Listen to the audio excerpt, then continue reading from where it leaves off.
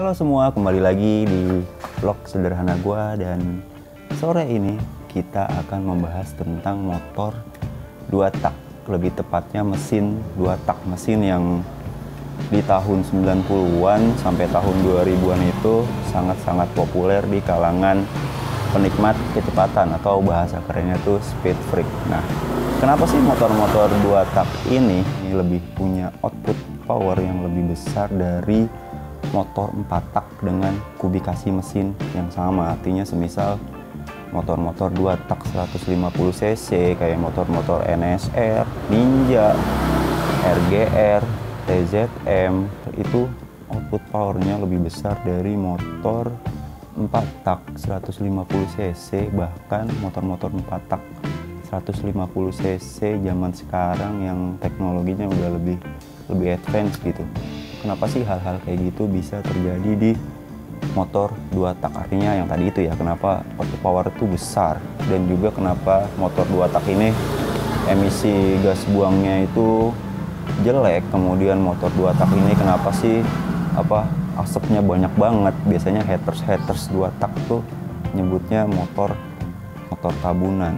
Yuk langsung kita bahas aja, dan di sini sifatnya pembahasan kita nih belajar bareng aja. Jadi kalau gua ada yang salah dan ada informasi yang menurut teman-teman kurang, teman-teman bisa memperbaiki dan menambahkan informasi yang kurang tersebut di kolom komentar. Yuk langsung kita bahas aja. Gue bikin kopi dulu ya biar ngomongnya tuh enak dan bisa menyampaikan dengan baik.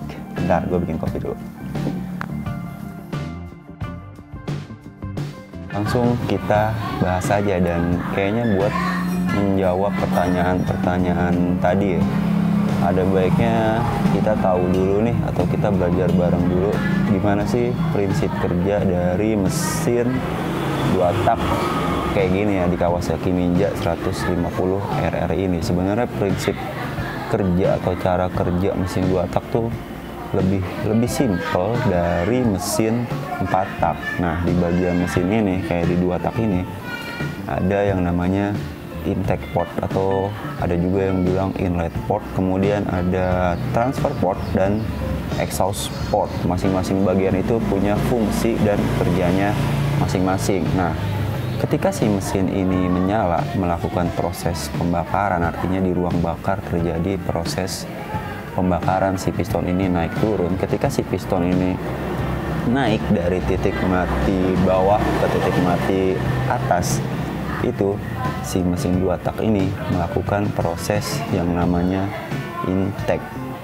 Jadi udara dan bahan bakar itu dimasukkan ke ruang crankcase. Nah, di sini bedanya nih, kalau mesin 4 tak itu bahan bakar bercampur udara kan langsung dialirkan ke ruang bakar.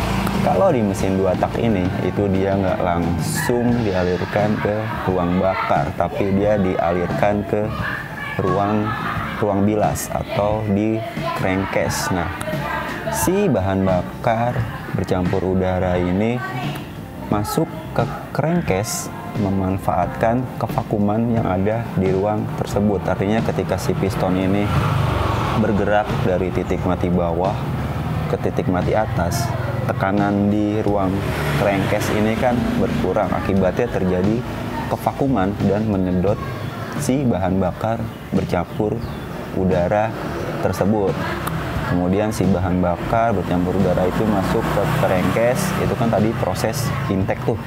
Kemudian di saat yang bersamaan, ketika tadi kan piston naik dari titik mati bawah ke titik mati atas. Nah, di atas ruang bakar ini, bahan bakar dan udara yang udah masuk duluan itu dikompres, ditekan, kemudian busi memantik api dan terjadi ledakan. Kok ledakan sih? Ya pokoknya terjadi sebuah ledakan yang bikin si piston itu turun lagi ke bawah. Itu yang disebut dengan proses kompresi. Artinya si bahan bakar dan udara yang udah ada di ruang bakar itu ditekan ketika piston naik, kemudian busi mematikan api dan terjadi proses ledakan. Nah, jelas tuh sampai situ. Jadi si mesin 2 tak ini satu kali langkahnya itu tadi ada 2 proses intake dan kompresi. Berisik banget rumah gua kalau udah sore-sore gini.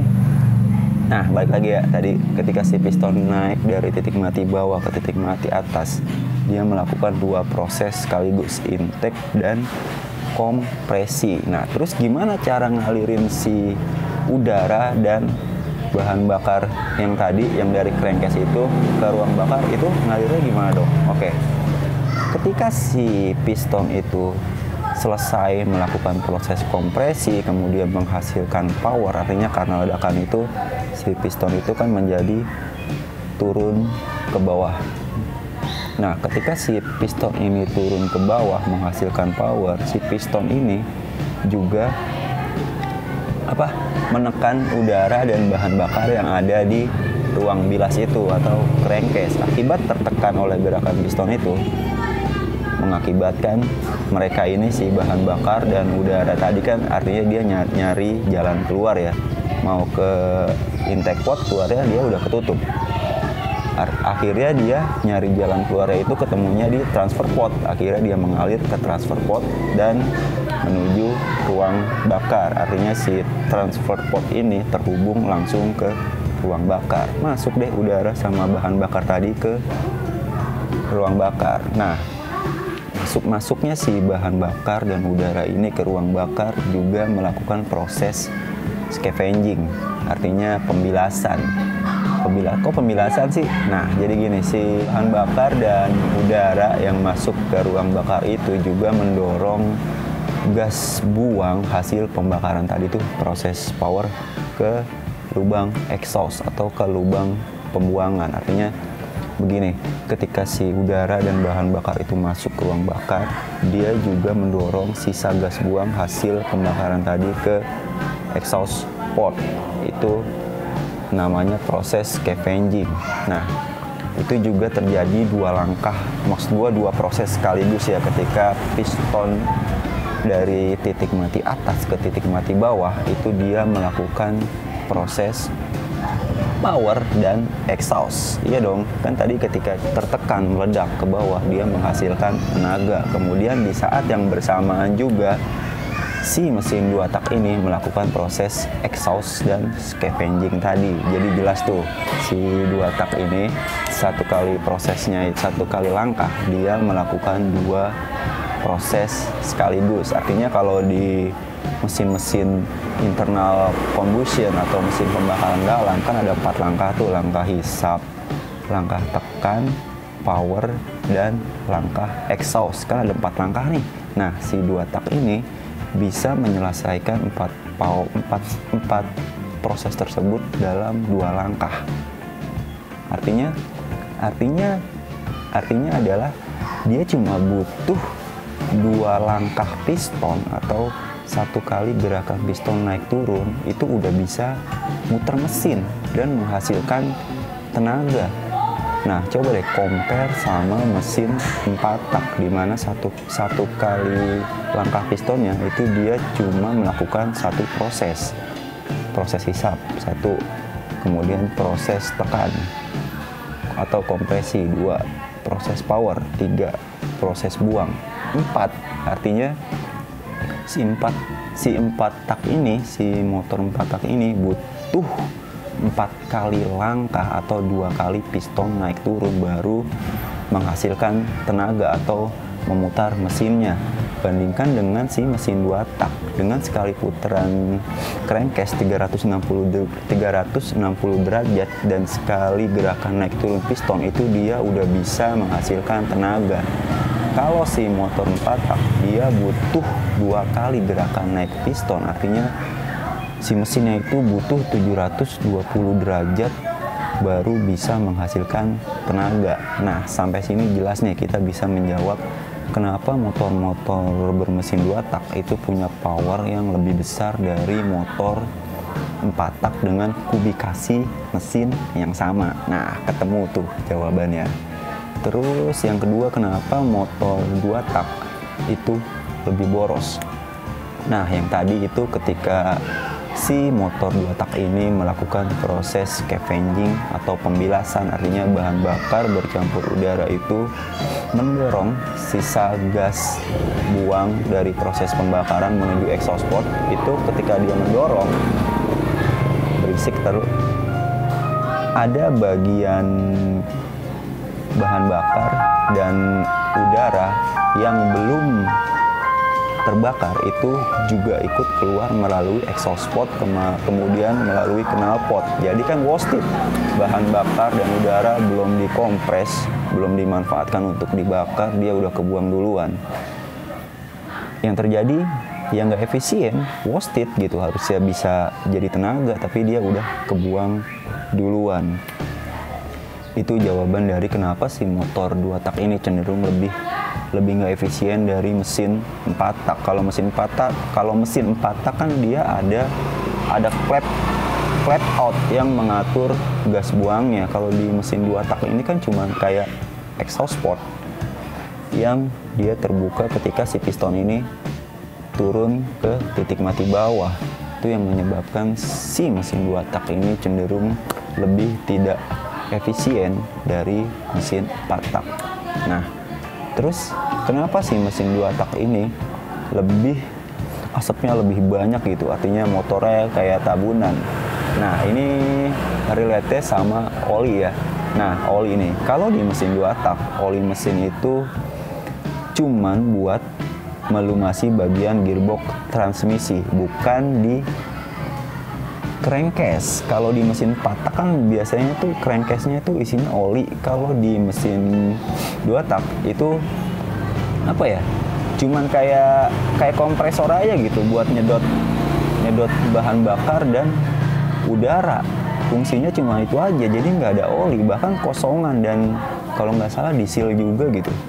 Nah, terus ngelumasin silinder sama bearing-bearingnya gimana? Nah, makanya ada yang namanya oli samping. Kalau di 2 tak, oli samping ini dimasukkan ke crankcase berbarengan dengan bahan bakar bercampur udara.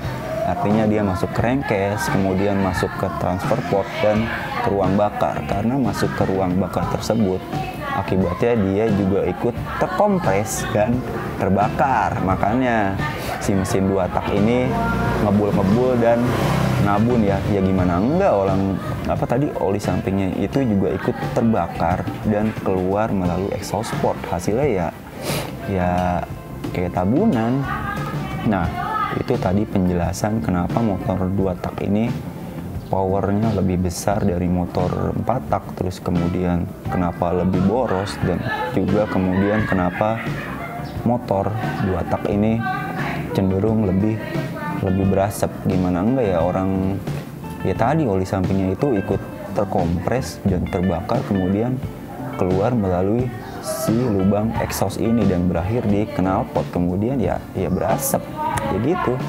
Nah, kayaknya itu dulu simple banget belajar kita kali ini ya. Kalau gua ada yang salah atau teman-teman mau menambahkan informasi yang kurang, teman-teman bisa memperbaiki kesalahan-kesalahan gua dan informasi yang teman-teman anggap kurang di kolom komentar, biar kita bisa sama-sama pintar.